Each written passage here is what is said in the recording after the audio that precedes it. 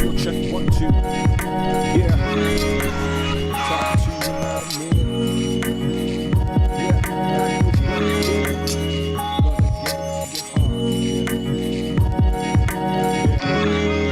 Yeah. Mic check 1, 2. Talking into the black tube. Talking into the internet. Yeah. Starting the show in only moments, folks. In only moments.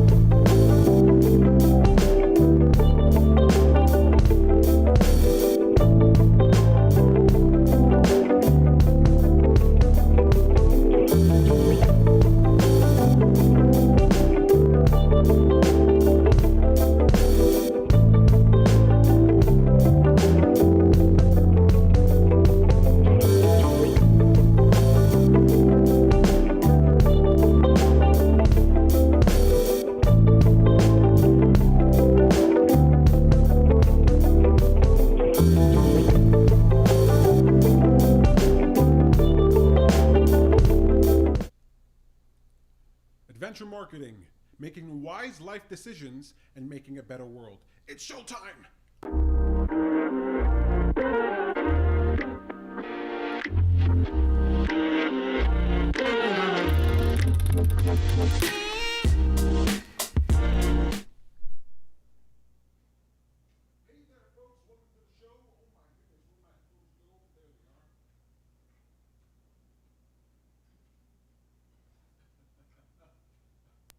There we go. Hey there, my name is Peter Hartman. You're watching Bad Guru Nightly, and I am Bad Guru. This show is meant to serve as a reminder that your attention matters. You see, what we give our attention to becomes a greater part of our experience. We shape our world with the power of our attention. So it's important to be deliberate, and I'm so glad you decided to give me some of your attention here tonight. We're talking about adventure marketing with Tom Hartman. Bad Gurus are going to come and talk about how to make the world a better place, talk about making life decisions. It's going to be a fun show. But before we get started, I got to ask you, folks out there in internet land, out there in the world, planet Earth, Earthlings, how was your day? How was your day? You know, it's really important to take a moment at the end of your day, at some point during your day, to reflect on how it's been going, right? What decisions have you made? What have you learned? Sometimes you have a good day, you have a great day, you have an amazing day. You're like, wow, Peter, I can't wait to tell you about my day. I had a fantastic day. And if you had a great day, you let me know down in the chats and the comments. I'd love to know how your day went. But sometimes you have a bad day. It's not a great day. But you know what? Any day that you're alive is an opportunity for you to make a choice, for you to learn. Every single minute of every single day, you have the ability to make a choice, a decision. The reason they say that your power is now is because now is the only time that you can make a decision, a choice. Here's where you can take action. And if something didn't go well, you can learn from that experience and decide what you're going to do from then on. Life is a series of choices, people. We're going to be talking about that today in the show. But I hope that I can help make your day just a little bit better. We're going to have Tom Hartman coming on, marketer extraordinaire coming on in just one moment. And then after that, I'll let you know what's happening with Happy for Change for 2021 in case you missed it. And then we'll do a little bit of stand-up with Bad Guru. A little bit of talk, a little bit of ranting with Bad Guru. And then later on, we'll be coming back on the show at around 8 o'clock. And Bad Guru is going to be talking to a bunch of celebrities, but I'll tell you about that afterwards. All right. Let's jump right into it. Let's see if my buddy is here. Let's see if he's there. There you are. Dapper looking dude. I love it. You look great. I love complimenting you. You know, my twin brother. So, you know, complimenting you, just complimenting myself. You know, when we say insults, we don't say you ugly face. We say you beautiful, gorgeous human being. Because yeah, we just insult each other with intelligence because that diverges in the womb. Felt like that was an insult. Not smart enough to know if that was an insult. Felt insulting, but it doesn't feel insulting. Having you here for another segment that we call Jumpstart. Jumpstart is where we help businesses, right? Either you're thinking about starting a business or you've already started a business. Jumpstart is the place for you. We give you tidbits and advice and things for you to be aware of that might help you along your journey of entrepreneurship. Tom, we love entrepreneurs, don't we? Yeah, I wouldn't just say it's only business owners, people who work at companies. There's way more of those people as well, and they can use the entrepreneurial spirit in order to get more success in their life. That's right. That's a very good distinction. It doesn't necessarily have to be somebody who started their own business, right? You can make decisions in your place of employ. You can move up. That is a business, and you're a part of it, right? So you can do good things there. All right, Tom, I just want to get a confirmation just real quick. I know we had some issues yesterday. Move my cursor off, Tom. You know what? I hate when people do that, and you're dang right. Samantha Barley, she's not only a life coach extraordinaire, she's a producer extraordinaire, and she says good, just good. Very concise. She knows me. She knows, hey, Peter, just give him the straight information. Don't give me a lot of meanderings. Don't give me the scenic route. It's good. All right. Audio good. Video good. The mouse, move it. All right. I love that. Tom, we're going to be talking about entrepreneurs here today. I have some cards because you know me. Attention deficit disorder, ADHD. I can't remember anything at all, but I've made my life decisions. I'm being entrepreneurial and creative with my own choices, and I decided to write my thoughts down so that I don't have to remember anything. So let's find out what we're talking about here today. Jumpstart. Yes. All right.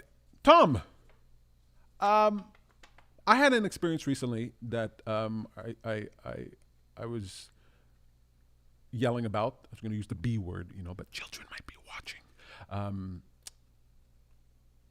I had an experience with Amazon where I ordered this space heater off of Amazon.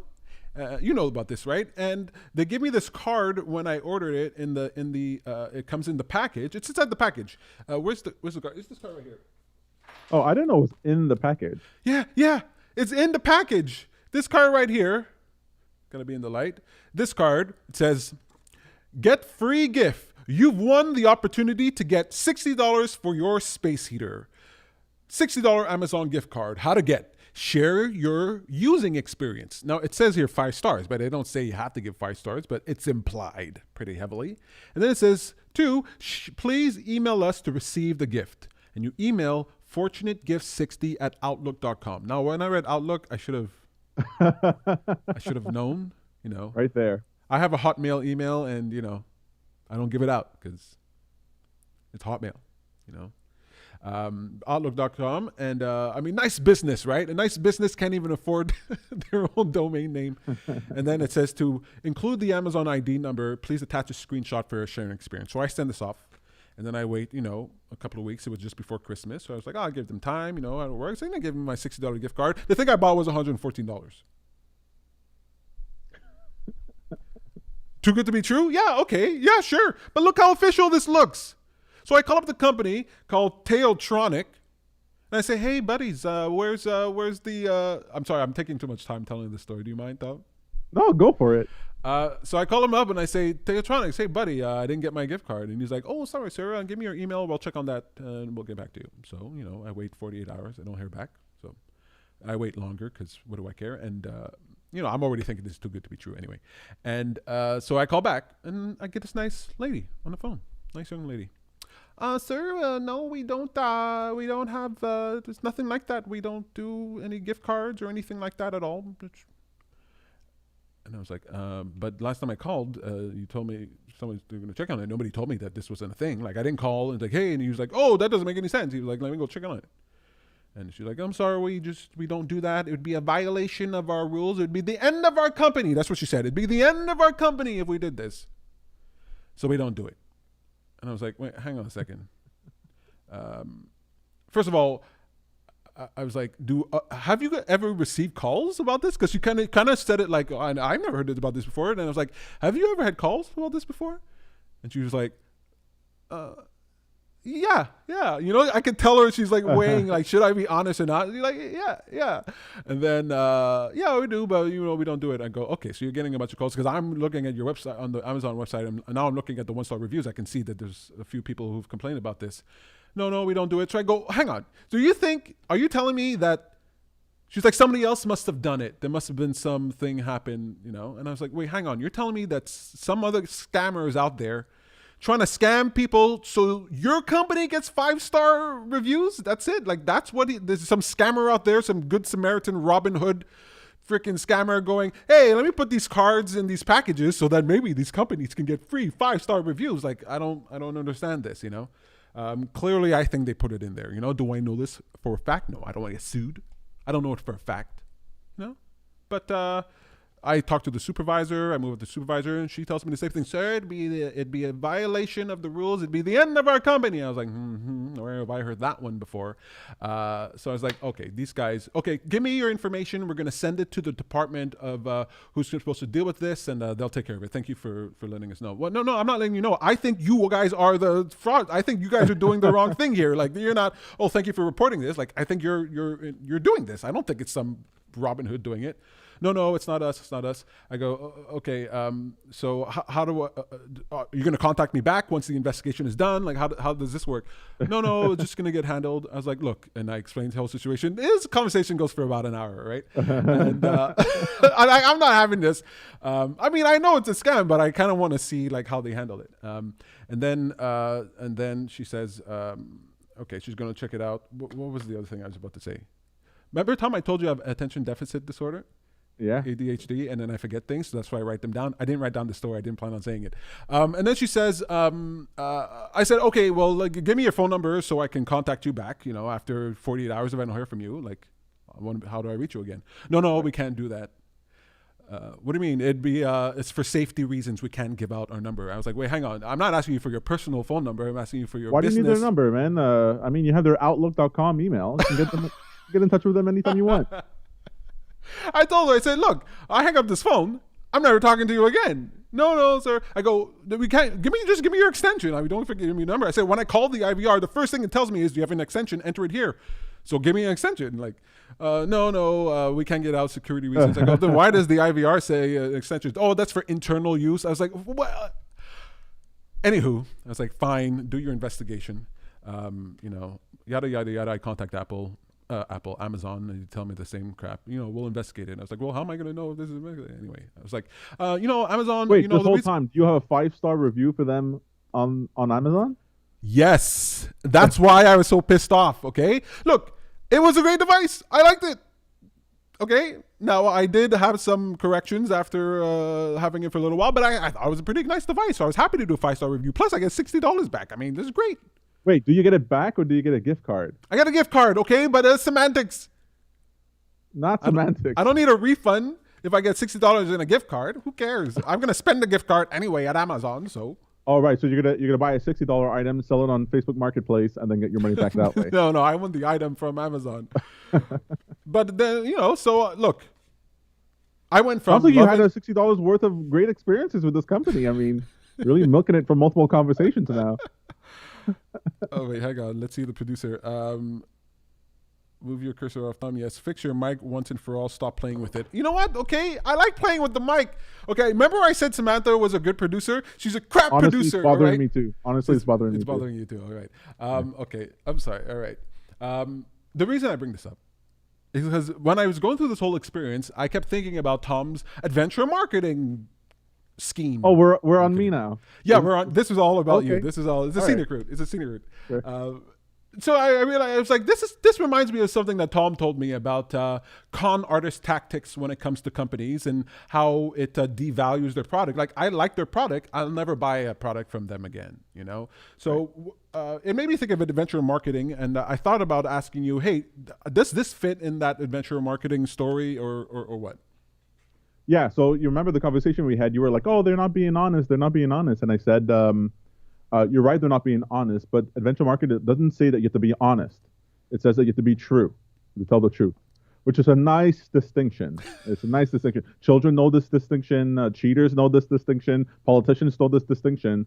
That honesty is sort of like this implication that wherever you can, you will seek to remove deception." And being true just means that your behavior is predictable, right? We say that an hour is true if it reaches its mark. We say that a knife is true if it cuts the way it's supposed to, right? They behave in a predictable way, but they can be bent, right? They could deviate if the arrow of the bow that you're shooting from is a little bit off. You might have to adjust your expectation, adjust your behavior to account for that deviation in the arrow. And when you do, now it's behaving true for you. Now, the company that you dealt with was not being honest or true. Allegedly. Right? Allegedly. Well, yeah. Let's say they did put this inside their own packaging with their own information to solicit a review from you. They're like, okay, fine. Whatever frustration we get from the person is worth whatever sales we'll get because of your 5-star, which, by the way, is tons. They're going to get way more because of your 5-star review. Their product was full on. I mean, the reviews on it were great, and it was like most maximum stars. Of course they are. I mean, they're giving out $60 vouchers for every 5-star review. So this is the type of thing you want to avoid, right? People will see, like in the marketing department, let's say, or whatever third-party marketing company they dealt with. They're like, look, we put in this fake thing inside of the box, and now we have an increase of 27% returns for the quarter or the year or whatever. And I might say, yeah, that's great, but that is a very short time horizon, right? Like I say all the time, if you're going to rob a bank, you better make sure you rob a good bank with lots of money because you're probably not going to rob a second one. So they're hurting their own credibility over time, and this becomes bad. Now, if you bought a $14 item, right, that you were expecting to get $100 worth of productivity out of it, but you bought a $14 item and it didn't work out so well and they had shitty tactics, you'd be like, look, I bought a $14 item. Like, it's fine. That's right. That's an example of something that's bent, but that you go, but if it works, it's productive, it's useful, it's true enough for me, even if the company's all like wishy-washy. So as a prescription for people's own behavior, if you're going to be crooked, don't pretend to be straight, which is what they were doing in that package. If you're going to be crooked, and let people go, well, okay, this is a crooked company, but god dang, do they sell knives that are sharp. I see what you mean. That's the other thing that kind of bothered me, you know? It was a good product, and I would have given it a 5-star review. And I changed that thing to a 1-star. I didn't even delete it. I just left it there 1 star. And I just wrote something that was true, right? It was true, but not honest. I don't know if that's how you said it. Well, that's it. That's where you have this murkiness. Like I took off all the good stuff and I left the honest bad stuff.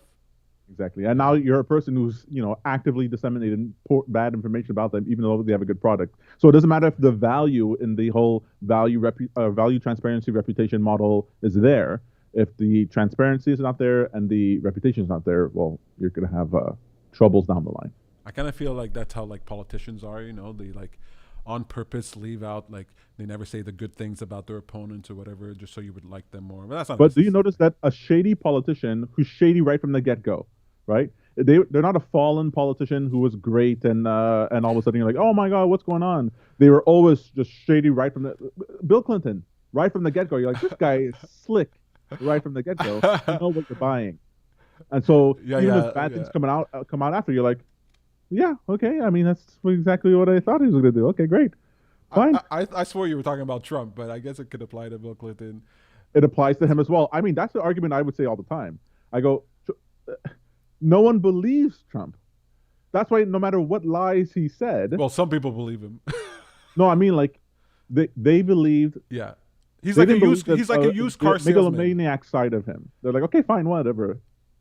I They describing allowed that to be. I describe him as a used car salesman. You know, you go to the used car salesman and he's like, "This is a great car. You're gonna love this car." And all but you know, he's putting That's on, exactly laying right. it on thick. But you don't expect him not to. You don't expect him to go. This is just a decent car. It's about a 7 mile of the road. You're not gonna be overly happy with it, but it'll do what you need to do. Like you don't want that. You want like, oh, this is Exactly. gonna be great. You're gonna love this. Yeah. Jerry So you're Seinfeld drove expecting this to car. overpay for the car, but it would be Yeah, untrue if the car broke down on the road. Then yeah, that would be a problem. that's right. But if you found out later on you paid 47% extra for the car, you'd be like, oh, well, he was a really good salesman. I get it. I get it. Okay. I get this transparency when it comes to adventure marketing, right? So you might say, like Apple doesn't come out and say, we're trying to give you the product that you really want. Apple comes out and say, we're giving you the product that we want to give you, you know, and you might be upset that this button doesn't do what you want, but too bad. This is the way this button works, okay? Yeah, but then when it goes for customer service, then it's almost like how are they replacing this with no questions asked so often? They're like, look, we're screwing them on one end. For every person who buys a product, it pays for 3 customer service replacements. They're like, they know. I prefer that. I prefer that. I actually like doing business with Apple, even thinking that about them. You know, I really like that. All right. So adventure marketing. Could you just tell me? I think there are 3 pillars to adventure marketing. Just want to give me a rundown of what that is. Yeah, 3 principles: value, transparency, and reputation. Value is you're there to solve a problem, actually solve a problem, not create a problem and then solve it, and not fake solve a problem. Transparency, you're trying to be true, which is to say people should be able to predict what your behavior will be in different circumstances, even if it's crappy behavior. Should be able to predict what you'll do. And reputation is that you want to leave a trail of all the interactions you've done in the past, whether it's good or bad. You don't whitewash it. You make sure all the good and bad is there, and that way you can either address it over time or say, okay, I'm not going to be like this in the future. Awesome. Value, transparency, reputation. That's right. Excellent. VTR for short. Yeah, it just showed up as an adventure. I didn't even realize it fit. I called it adventure before I even knew that it had 3 letters from it. It's No great. way. Yeah, That's not true. yeah. It's almost like Jesus Almighty Himself gave me this philosophy. It sounds like you're not being transparent here. You know, is this a used car salesman, No, Tom? no, no. Honest to goodness, it just happened like Oh that. wow, that's cool. That's pretty. I like that. I like when things work out that way. All right, perfect. Thank you for that, Tom. I asked you, you know, like Tom, what do you think you should talk to people about? You know, what's on your heart, what's on your mind to talk to people about when it comes to Jumpstart? You talked about something called time horizons. You want to expand on that? Yeah. So this is something I learned from the financial markets. Right. You want to uh, you're betting on a company to buy a stock, or you're betting on something happen in the economy or whatever, and you place a bet, and like I have, you place a bet and you think, okay, this for sure is going to happen, but it happens. You make the bet for because you think it's going to happen in 3 months, and it happens 3 years later, right? So it doesn't matter how good your bet was, right? If you bet on the 22 black on roulette and it ends up on 22 black when your token's not on the table, it doesn't matter. And so it really, I'm getting this jolt inside of me that you really want to make a decision, any significant decision, actually almost any decision at all, with 3 time frames in mind: the immediate, the short term, the medium term, and the long term. And so we talk about this with children all the time, right? Sacrifice your playtime right now to do your homework, right? Because it'll help you get to a better, it'll help you not, skip not repeat a grade. And in the future, it'll help you gain more knowledge, gain more skills, get a better job, and you'll have more money. So we understand that when we talk about children, how they need to make decisions all three terms. And you need to speak to them that way because they could care less what happens when they're 35, right? They're 10. They don't care about that. They care about their play time now. They care about the TV watching time now. But you have to house it in this three time frame paradigm. But it helps for adults to remember to do that.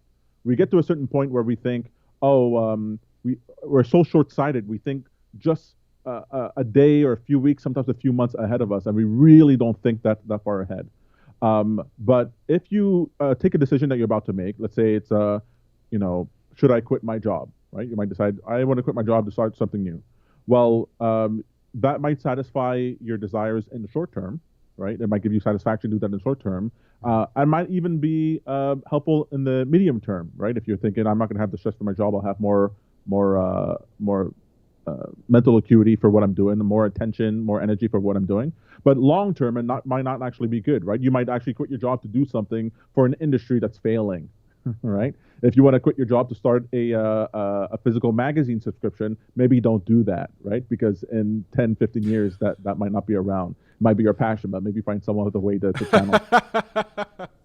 And so when you ask yourself, this decision that I'm making, is it good for multiple time frames? It's super helpful. I mean, I bring up cheating a lot because it happens in like 75% of relationships. So maybe address it a bit.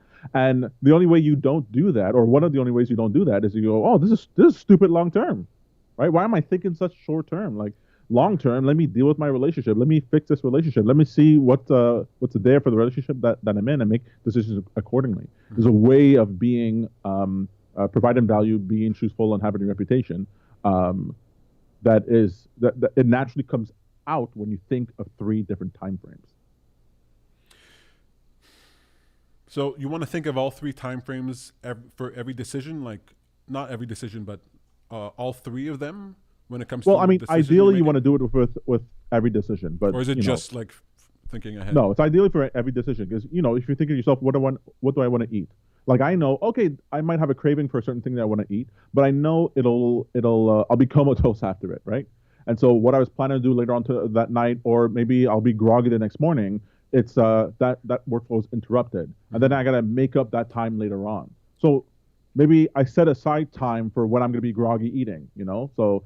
When it comes for video games, right? I have a rule that goes: you never play any video game before you finish all your work for that day, because by the time I'm finished all my work for that day, I might have an hour, 2 hours of wakefulness left inside of me. I might devote some of that time in order to play my video game, and I know it won't take too much time, right? I know I won't be playing until 3 o'clock in the morning. I'll play that hour, whatever. I head to bed, and I didn't ruin my day. You start playing something, or you're surfing on YouTube or whatever it is at 8 o'clock in the morning, and next thing you know, you're still doing it while you're at work. Jumping through windows. Your mind is like outside of what you need to be doing.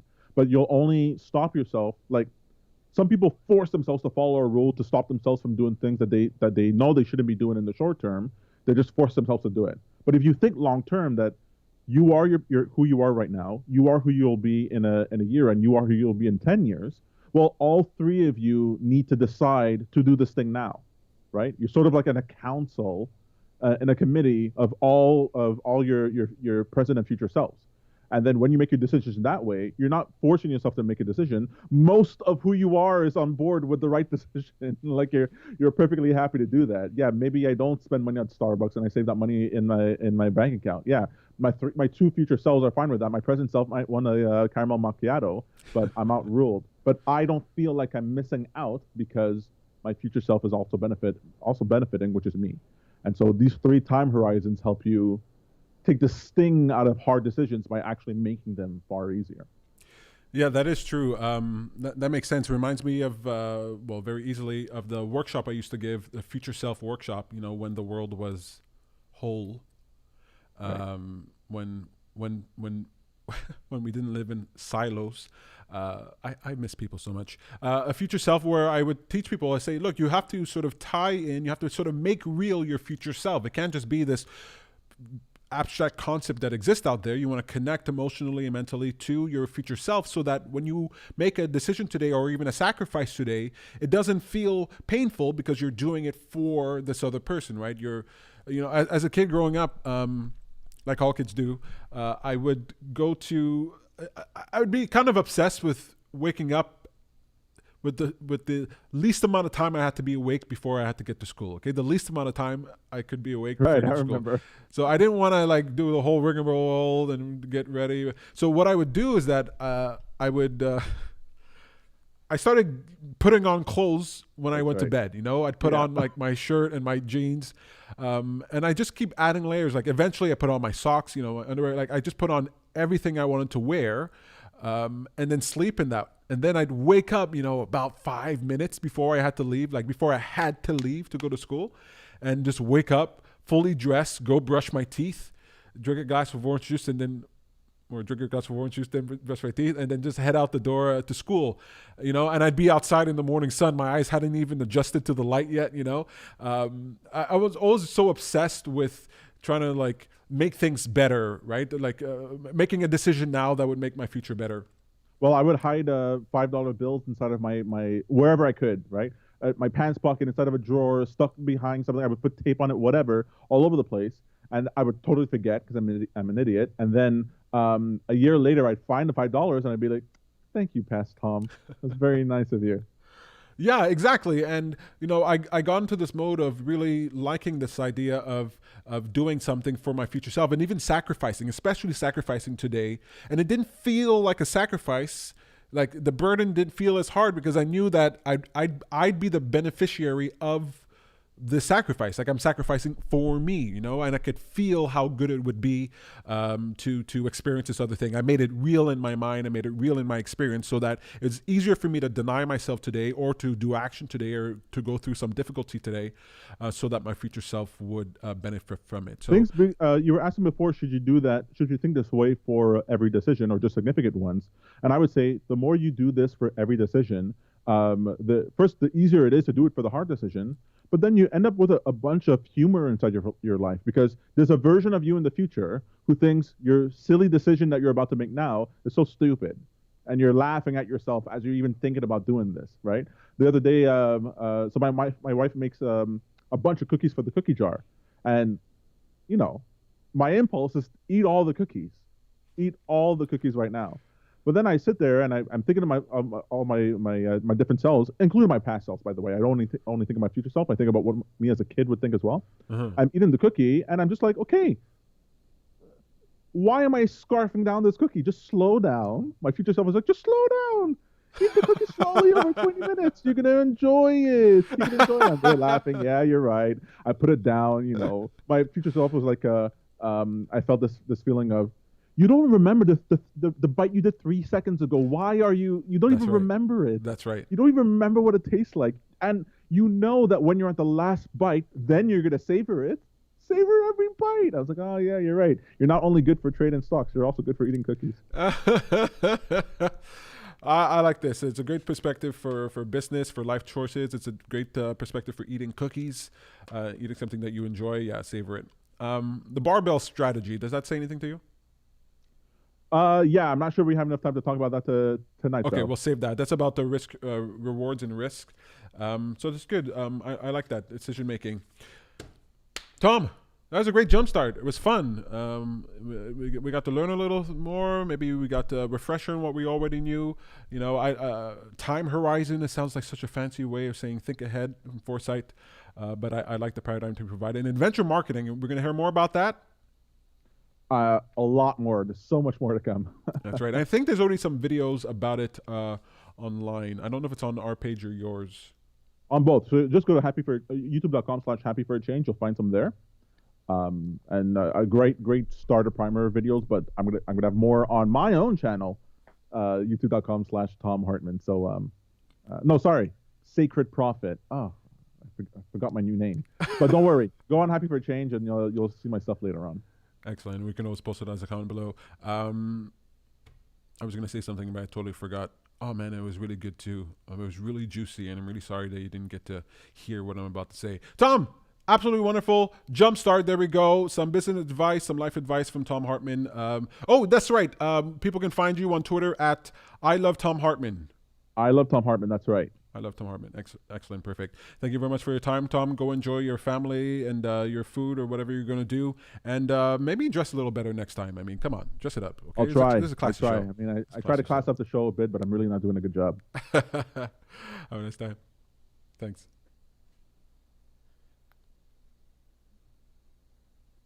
Alrighty. There we go. Well, that was fun. We got to talk to Tom Hartman.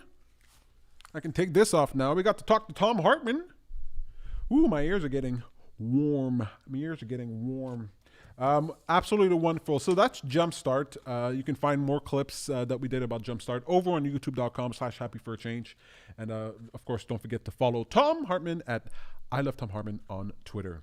Folks, what's coming up for Happy for a Change? Before I get Bad Guru in here, before Bad Guru takes over the show, I just want to let you know, in case you missed it, what's upcoming for Happy for a Change in 2021. We are going to be engaging with my principal, the Making Millionaire Principal, and we have 4 projects in 2021 that we're going to be engaged in. The first project is debate, has to do with debates. I want to encourage conversation between opposing parties, okay? Whether it's in politics, between the right and the left, the conservatives and the liberals, whether it's on specific topics, whether it's,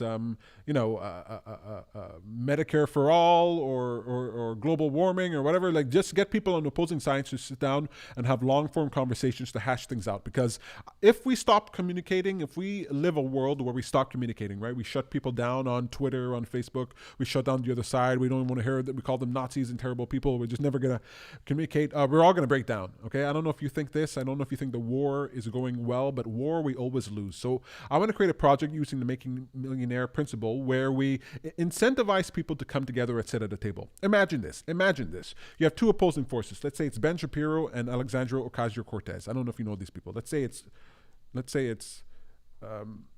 Donald Trump and Bernie Sanders. I don't know. Two opposing people, right? And you incentivize them. You say, here's $5 million. Right? We get 5 million people together. They give $1, right? 1 million people together, you get $5. Here's $5 million. You guys sit down at the table and you talk for 3 hours plus. And we actually hear out both sides of a conversation. We get to hear the way you talk. We get to hear how you deal with somebody who disagrees with you. We get to truly understand something beyond 2-minute clips on the news or 3-minute chunks in a presidential debate. Okay, I want to foster conversation, and we can do that with the power of making millionaires. Making millionaires. We can get enough people together to generate enough cash so that we can incentivize people to communicate. I want to force people together in a room, and I want somebody. Can you imagine the person who says, "No, I'm not going to talk to Ben Shapiro, and I'm not going to take that $2.5 million. I'm not even going to give it to charity." Can you imagine a person who's not so unwilling to talk that they're willing to deny millions of dollars to people that could help? Right? I think we're going to be able to force people in order to get them into a room and have long-form conversations, or at the very least expose them for the partisans that they are. So I want to engage with that. That's one of the ideas. Another idea is right now I'm calling alternative, and it's to provide an alternative to different platforms. Right? You might be upset with Facebook, Twitter, YouTube, or whatever is going on. If we don't have alternatives to companies, products, services, platforms, if we don't have alternatives to them, then they have a monopoly and they can control us and do whatever they want. Okay, I don't care what side of the political spectrum you land on. It's not good to have monopolies that are unchecked. Okay, so we want to check that by providing competition. Now, one of the ways to get competition is instead of waiting for someone to develop a competitor and then to come to market and then try to convince us in order to participate with them, like you want to create a new YouTube, right? And so you say, oh, okay, I'm going to build a YouTube, then I'm going to present it to the world. But then you got to do the whole work of marketing, getting enough people to come on board. It's very difficult. But what if there is 5 million, 10 million of us who sign up and say, hey, we're waiting for a new YouTube. And the first day that you give us this, we're going to jump on board. Now you have entrepreneurial people who want to create an alternative to YouTube, who don't have to wonder if they can get people on board. There's a built-in audience for them. There's a built-in client. The market is already defined. They don't have to go through that.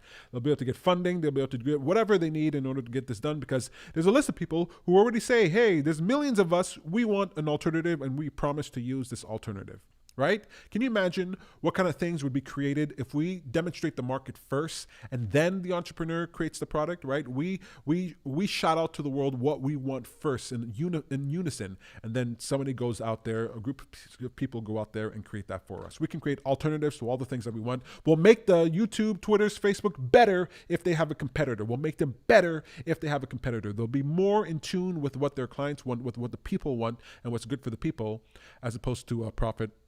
Solely a profit incentive. Profit, what's the word I'm looking for? Profit seeking, right? Instead of being just profit seeking. Alternative two. Third is for science. We can use the making millionaire principle for science, right? I want scientists to investigate certain things that they don't seem very interested in investigating. All right. I want them to investigate things that they don't seem very interested in investigating. So they're always looking for funding. They have to get it from government. They have to get it from corporations. They have to get it from respectable institutions. And so they might not want to investigate aliens. Right?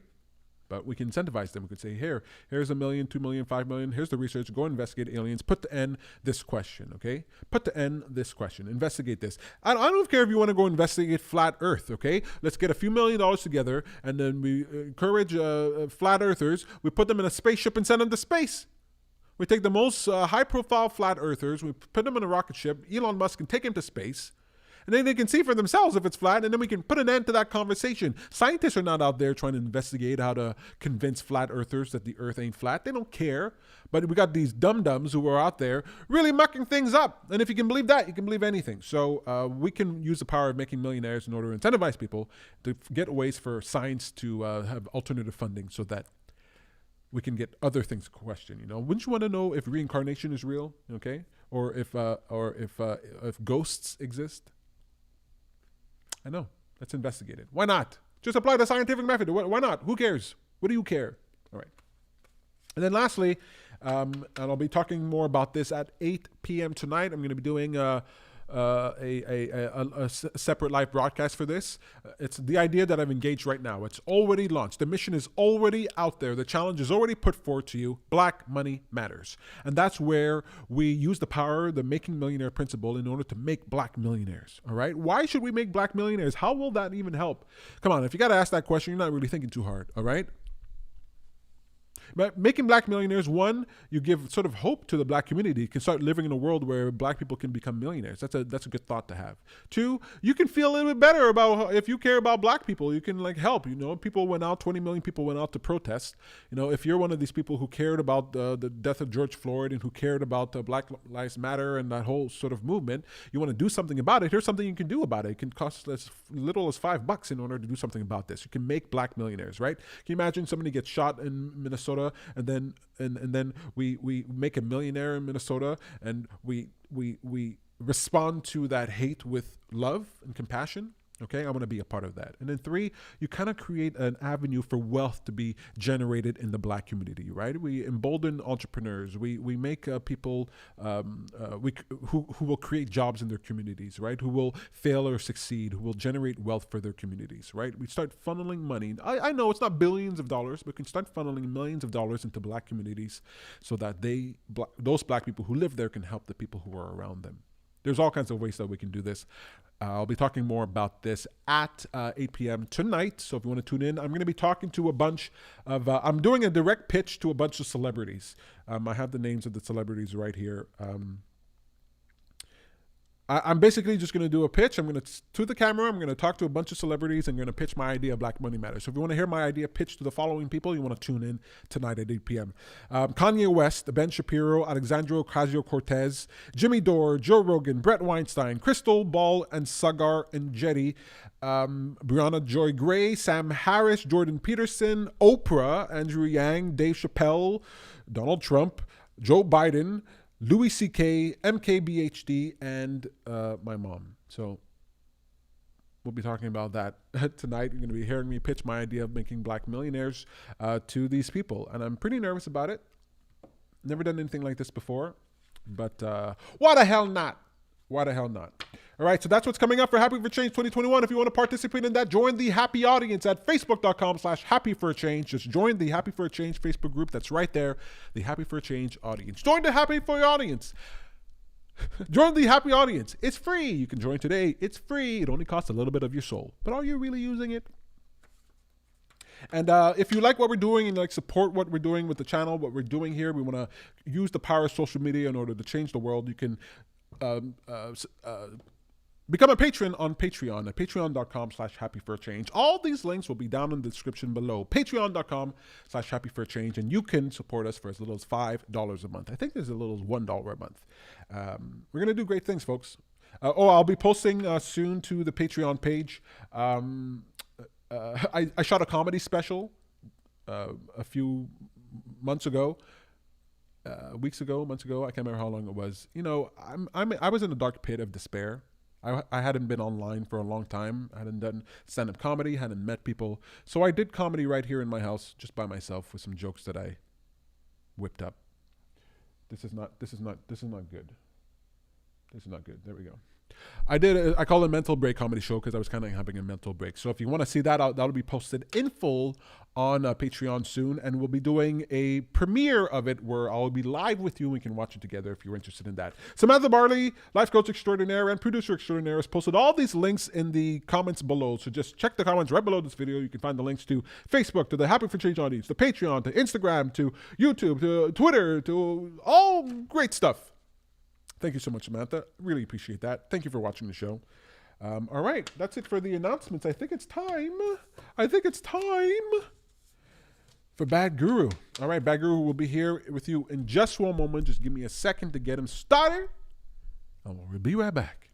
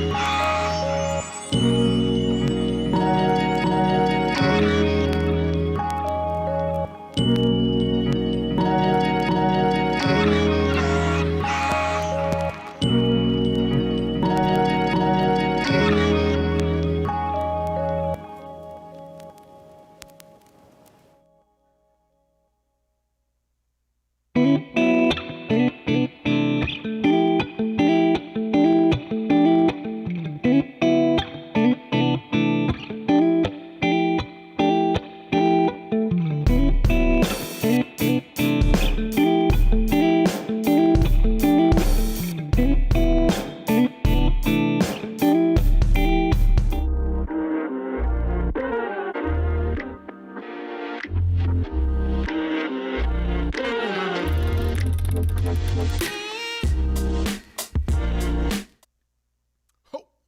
the wrong camera.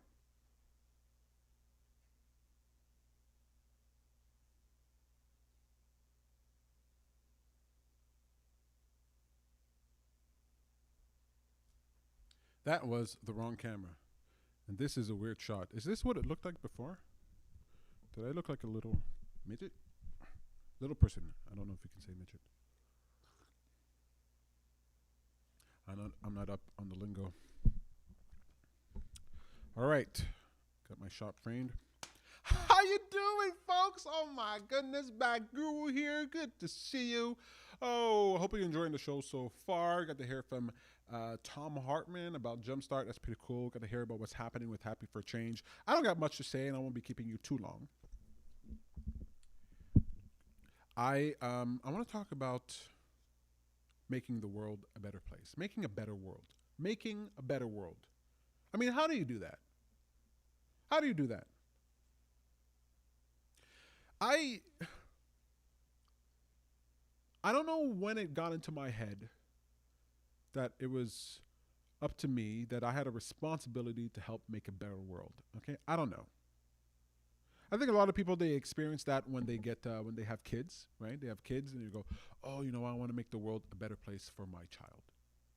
But I don't have kids, and I never even thought about having kids, and I never thought about the world that kids would be in. In fact, I can't even say I really cared about the world that kids would be in. I figured it's up to them to deal with it, right? It's up to them to deal with it. We deal with the world that we have today, and the future generations deal with the world that they have. And, you know, if we mess it up, I don't know. I believe in the ingenuity. Look, we're living in an interesting time, okay? Technology is allowing people to do incredible things, right? Scientists believe that it's very well possible that the first human to live to 200 years old has already been born. Think about that. The first human being who's going to live to 200 years old, every year that goes on, life expectancy goes up. Every year that goes on, generally speaking, life expectancy goes up. And so, in the kid who's born today, child who's born today, somebody who's alive and walking around today might very well live to be 200 years old. All right? And I don't know what kind of world they're going to live in, but they're going to have, you know, the best of everything, the most up-to-date of everything, right? They're going to have longevity. They're going to have anti-aging. They're going to have mental acuity and stimulants. They're going to have all kinds of things that's going to make that, wow, just epic time to live in. It's going to be fantastic. New technologies, new ways to do all kinds of things. They're going to live in a phenomenal world, I think. And the reason I don't care about what happens, what we do to this planet, is because they might live to be longer than 200 years. In fact, they might live to be 500 years or 1,000 years. You don't know. And you don't know. It used to be that we live in a time where just children were just dropping like flies, okay? That people had 12 kids because they'd lose 5, okay? No, that's not the case anymore. You get 12 kids, you're stuck with those 12 kids, right? So human beings might live to be 200, might live to be 500, might live 1,000 years old, okay? And so fine. I'm not going to be jealous about that. We're going to live the way we want to live. And I don't give a crap because they could spend the first 300 of their years cleaning up our crap. That's how I feel about it. That's how I feel about it. But I never really thought about making the world a better place. But somehow I got this bugaboo about making the world a better place. I think it comes from just being upset about what's happening in the world. You know, you look out into the world, especially if you pay attention to politics, and you're like, grrr. There's no way to pay attention to politics for any length of time without going, grrr. It's so aggravating, right? It's so difficult to just deal with the world, to deal with customer service. You ever call customer service? Grrr. There's got to be a better way. I remember calling customer service and wishing, my God, man, I wish I didn't have to talk to these people on the phone. I don't want to talk to a human being on the phone. Now I'm talking to robots on the phone. The robots on the phone. I didn't know how good I had it. Anyway, I got sidetracked. What was I talking about? Making a better world, right? Things are just so frustrating and so aggravating, so maddening. I want to make a better world. And I don't know where. Do you think the volume is too low? I don't know. Is the volume too low? I hope it's not too low. Testing 1, 2, 3. You let me know if the volume is too low. Mic check. Mic check. I'm gonna have to keep an eye on this. All right. Somebody tell me if the volume's too low. I don't want to keep going. Fix your mic wasn't for all. No, that was the last message.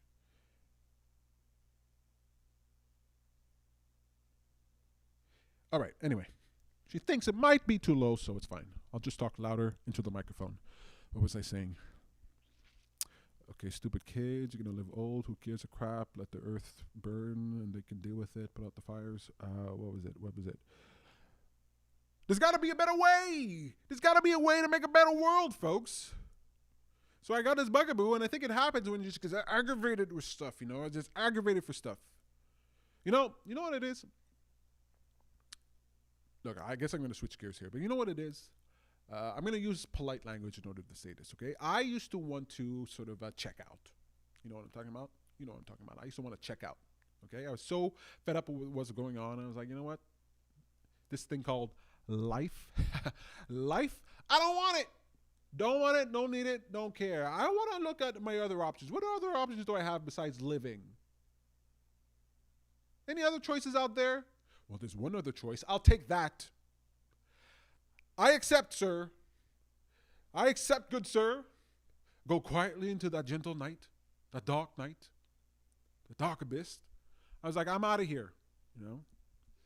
And, I used to think, like, what's the, if you're willing to check out, then I realized, hey, you're willing to do anything.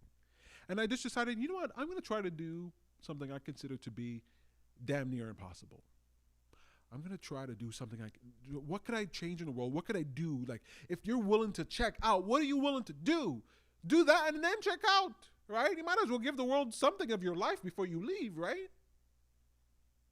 Then I started thinking, hey, what should I do? What should I do for the world? What should I do for the world? And I started small. Oh, maybe I'll help people. Then I realized, man, we need big change. We need big change. We need change that takes the sacrifice of your entire life in order to get that done. And I was like, you know what?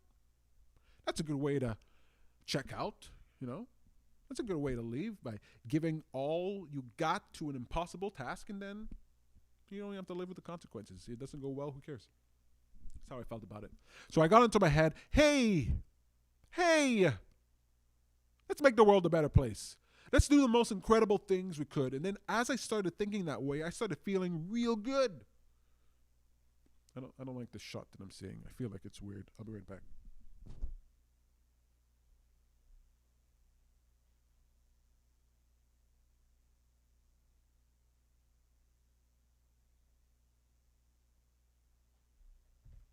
Ha! Ha! Ho! Ha! I feel like I should be up here. You know what I mean? I feel like I should be up here. Maybe I'll just stay on my tippy toes. No, I can't do that.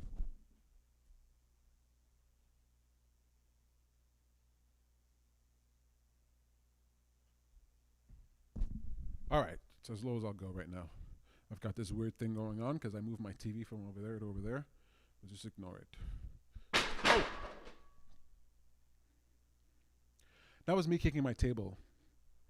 That's me kicking my table. Kicking my table on my beautiful plant. Oh. It's all right. I got this cool little elephant here. I don't know. I'm really into elephants these days.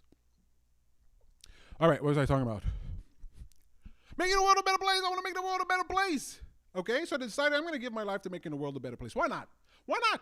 Why not do something that you consider to be impossible? So I got in my head to make the world a better place, and I started looking at the world. And then as I started looking at making the world a better place, and I started feeling a lot better about life.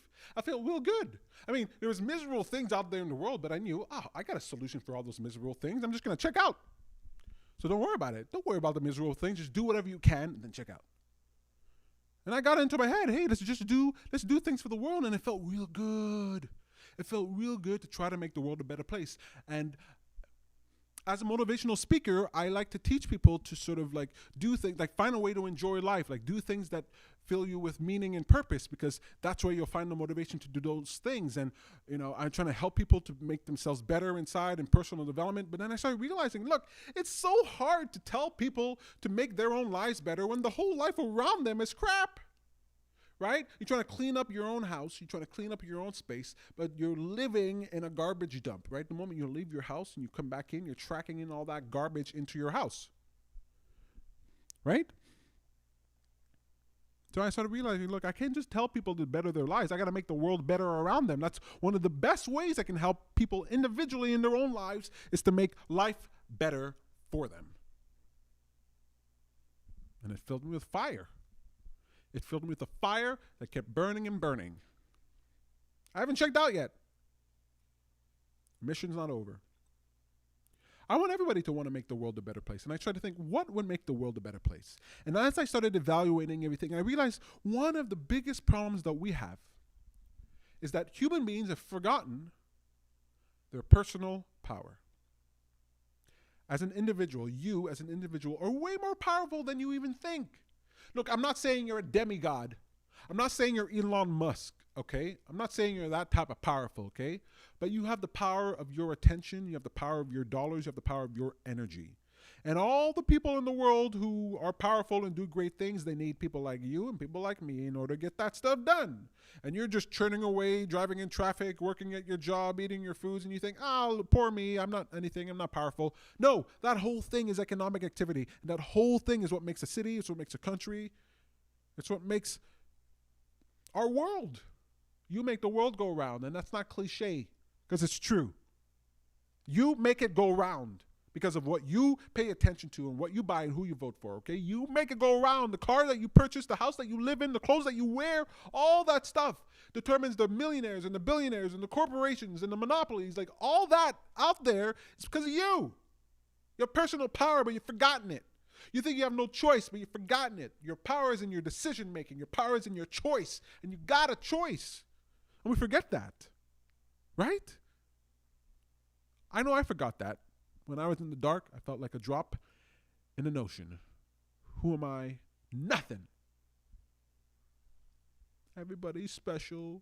Everybody's like their own snowflake. Special like a snowflake. So everybody's special and unique. Everybody's special and unique. So then we've just destroyed what it means to be special and unique. It turns out special and unique is extremely common. It's like the most common thing in the whole universe. I can imagine two planets out there having the exact same topography, the exact same landscape. But there ain't two people that are the same, okay? The most common thing. Billions of human beings, every single one of them special. So what does that word mean? Felt like nothing. But what makes us special is that we keep making decisions. We keep making choices. That's what matters. And those choices dictate the future. We shape the future. So we make the world a better place by making different choices. And that's the thing. I think we've forgotten our personal responsibility, the power that we have as individuals. And we do that because so much of life is delegating responsibility to others, right? Look, in the past, you used to have to build your own fire, build your own house, catch your own food. But now you don't got to catch your own food. You don't got to grow it yourself, right? Right? When it comes to the laws that should govern man, you elect a representative and they go and do it as representative government. You've given over the responsibility of that decision making to someone else, right? Come on, right? We've given over our power, our responsibility. We've forgotten. The stairs move, folks. The stairs move. We don't even have to go upstairs anymore. We don't even need our personal agency to go upstairs. We just like, I wish all the stairs were elevators. You ever wish you had elevators in your house? Not elevators. Staircases. What are they called? What are they called again? God dang it. What are they called? I just have elevators. Escalators. I knew it. I knew that. I didn't forget escalators. I didn't forget the word escalators. Oh, man, that was just a joke. I'm a comedian. It's a joke, okay? I'm in the middle of telling jokes, okay? You can't prove that wasn't a joke. Escalator. What was I saying? Yeah, the stairs move, god dang it. We don't even need personal responsibility to go upstairs. Doors open on their own. I don't even have to change my phone for daylight savings time. That happens automatically. It used to be if somebody didn't tell me it was daylight savings times, I was 1 hour late or 1 hour early once a year, all right? Now, just like Sam calls me, hey, Peter, don't forget, it's daylight savings time. What? Who cares? Who cares? I go to sleep, I wake up, it's a different time. What do I care? Okay, I feel a little groggy, I feel a little more rested. Who cares? We don't have to make decisions anymore, folks. We don't got to make decisions. We're living in a world where our responsibility is delegated. And so we get into our heads, it's not up to me, it's up to somebody else to make the world a better place. It's not up to me, it's up to somebody else. It's not up to me, it's up to somebody else. And that's the flaw in the design. It's not up to other people. When you centralize power, when you give a group of people the power to make decisions, you centralize power, then everybody who wants to control you or corrupt the system, they know exactly where to go. Centralized power is a magnet for corruption. And at first it starts off with very good intentions. Hey, we should all come together and form a government so we can govern ourselves. Oh, yes, I elect Bob, I elect Dave. And then Bob and Dave come together and Bob and Dave have kids. And well, not with each other, just with the other people. And the next generation comes along and they're like, hey, this government is pretty useful. We're doing a lot of great things, you know. We should do this, we should do that, we should do this, we should do this more.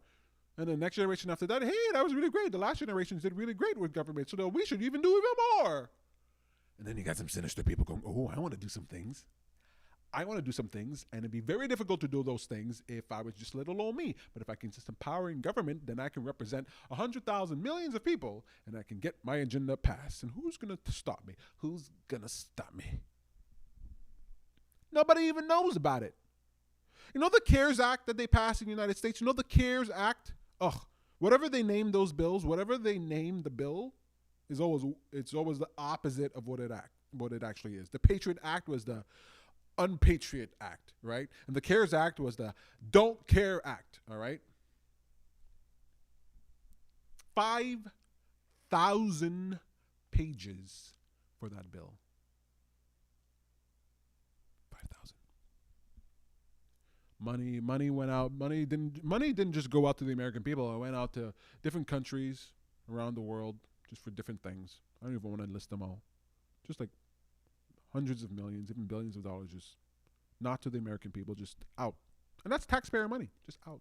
That's what you get with centralized government. That's what you get when you have a government that controls everything. When we rely on other people, it gets co-opted, and then you do crazy crap like write a bill that called the CARES Act in order to help people who are suffering in the pandemic in their country, and they take their own money, they take the taxpayer dollars, and then they send it out to all their buddies and all their lobbyists, and that's what they do. And there is no way around that. There is not a law you can pass to fix that.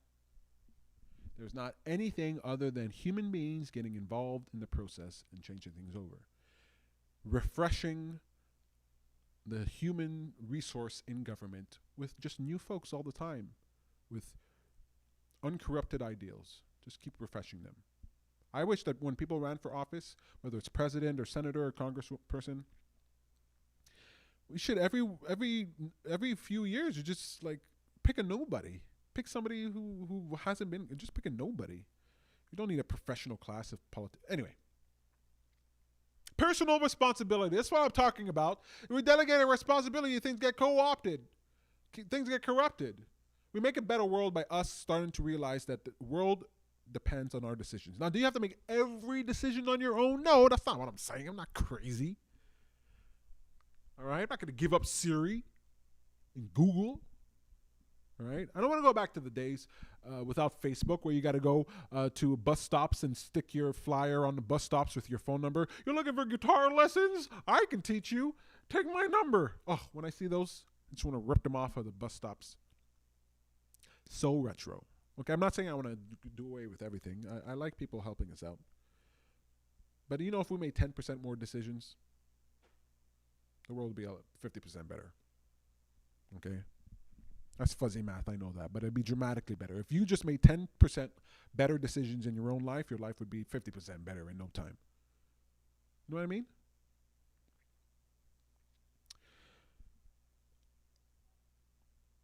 Making the world a better place. All right. You know what? Let me see who's watching. Is anybody watching this? Oh, there's tons of people, thousands of people watching this. Oh my God, this is fantastic. This is fantastic.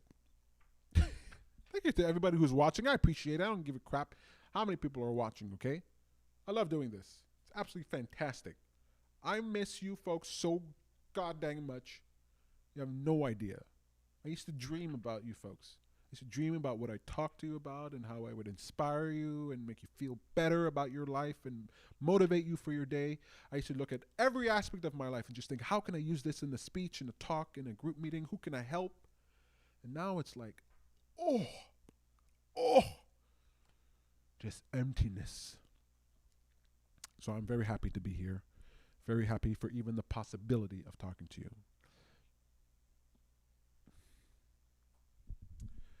Well, that's it. Personal power. That's what that says. I thought it said something different, but it doesn't say anything different. It says making a better world and personal power. And I just wanted to talk to you for a little bit about how we can make the world a better place. I'm putting forth a principle called the Making Millionaire Principle. And if you listen to any broadcast, you know about this. If you listen to what I said earlier, you know about this. The Making Millionaire Principle is that we have the technology now to gather millions of people together digitally online in an instant. And we can send our attention, we can send our monies and direct that like a laser focus in order to get things done in the world. And I say, why not? Let's do it. Let's do it. We can make decisions just with our phones that would dramatically change the world. There is a website called Kickstarter.com. And they've raised, I don't even know how many billions now. Last I checked, I think it was $2 billion. $2 billion that human beings, people like you or me, and me, donated to other people for their projects. All right? Kickstarter is a crowdfunding platform where people just donated $2 billion to creative projects that would have never seen the light of day, but for Kickstarter. Might have never seen the light of day. And it's not a government that did that. It's human beings who created a website that allowed other human beings to send money to people that they cared about, people that they valued, who were doing great things in the world. And yeah, there's scammers. Yeah, there's projects that actually get funded and actually never see the light of day, you know. But you're always going to have some points of failure. Kickstarter.com is a phenomenal website. And when I saw that, I was like, we should have this on a large scale. Why do people have to go to Dragon's Den in order to get funding? Go to Dragon's Den and listen to those 3 experts. You know, they want to invest in your idea and get equity, blah, blah, blah, blah, blah. Why can't you just pitch your idea to people and have people fund your idea? Look, if it only costs me $1, $2, $3, I don't care if your idea fails. I'm just paying for the possibility. I pay $3 for a pack of gum. You know what I'm talking about? So, okay, $1, $2, $3 here, $5 here. Maybe it works out. Hey, it works out. A great something product in the world, great service in the world, a millionaire in the world. Oh, wonderful. Look at that. And if I get my $5, it turns out, oh, this millionaire is a doofus, idiot, you know. This, then fine. All right, that's $5 down the drain, okay? Next person. We start doing things, man. The Making Millionaire Principle is so goddamn good. Whew. Social media is using Facebook, Twitter, Instagram, TikTok. They're all using the Making Millionaire Principle. They know if they can get millions of people onto something, then they get extremely powerful. Why can't we do that on our own? You tell me. I'm going to be talking about this at 8 o'clock. What time is it now? 6:48. All right.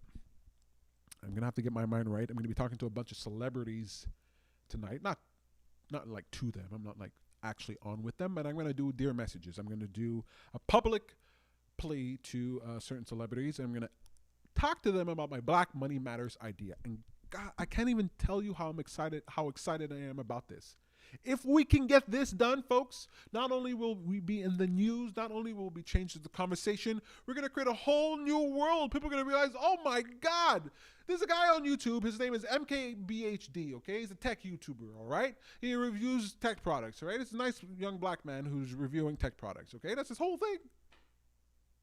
He got like 5 million subscribers on his channel or something. 5 million people press the button. I want to hear what this guy has to say. If this guy came out tomorrow and was like, hey, let's make a millionaire. He can make a millionaire like that. Hey, I'm going to ask all my subscribers, hey, there's this great man here, and he's doing some great things in the world. Let's find a way to make him a millionaire. And then 1 million out of his 5 million subscribers send this guy $5. Boom, he just made a millionaire. People are going to realize all these people with platforms, all these people with millions of followers, they're like an investment firm. Instead of them having the money in their pocket and dealing with all the contracts and details and all that stuff, you just send the money directly to people. You just tell people, hey, send your money here. Boom. Done. Crowdfunded. We made a millionaire. MKBHD has 5 million people. He's probably more powerful than many investment firms or whatever out there. Talk about angel investing. Are you not excited about this idea? God dang it. All right, I won't keep you. Enjoy your dinner and have a nice evening. I really appreciate your time watching. I'm going to be ranting tonight around 8 p.m. So if you want to tune in for that, I'm going to be talking to a bunch of celebrities. I'm going to be talking to, I'm going to be pitching my idea to, where is it here? Kanye West, Ben Shapiro, Alexandria Ocasio-Cortez, Jimmy Dore, Joe Rogan, Brett Weinstein, Crystal Ball, and Cigar and Jetty, Brianna Joy Gray, Sam Harris, Jordan Peterson, Oprah, Andrew Yang, Dave Chappelle, Trump, Biden, Louis C.K., MKBHD, and Mom. Yeah, I'm going to pitch my idea on Mom, okay? I just need $5. You can ask your mom for $5. Come on. I'm going to make the world a better place, people. I'm going to do it with your help, and we're going to have so much fun doing it.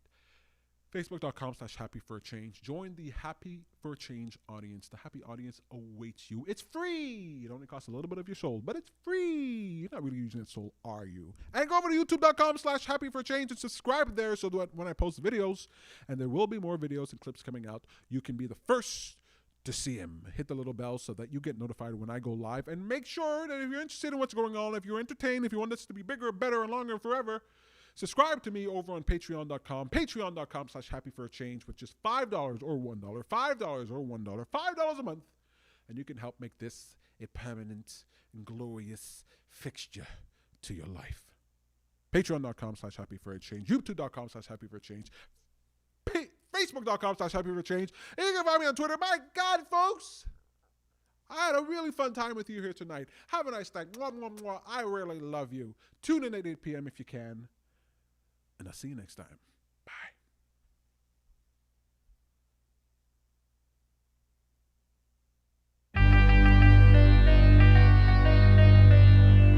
It's like we're stuck in a dream. It's like we're stuck in the scene. Yeah, I aim to intervene. Bad Guru, aka the Terminator, aka Good Will Hunting. Check it. I used to think I wanted to kill myself.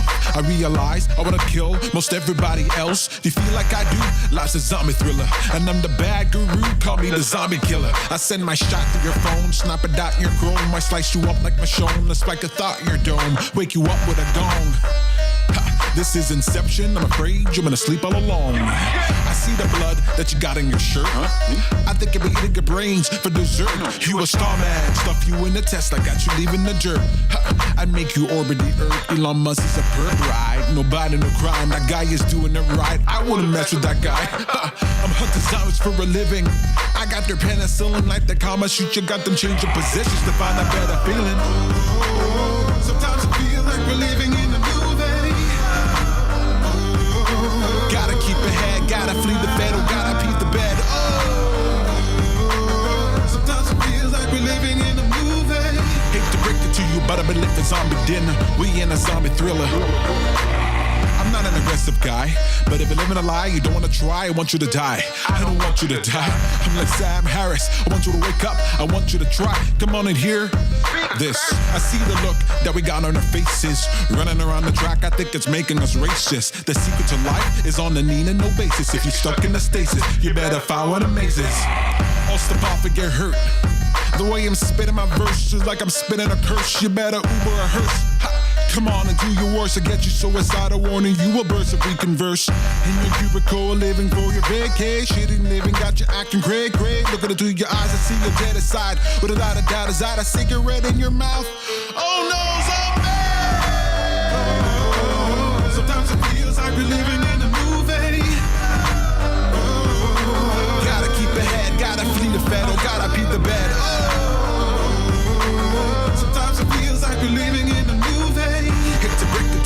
wanna believe a zombie dinner. We in a zombie thriller.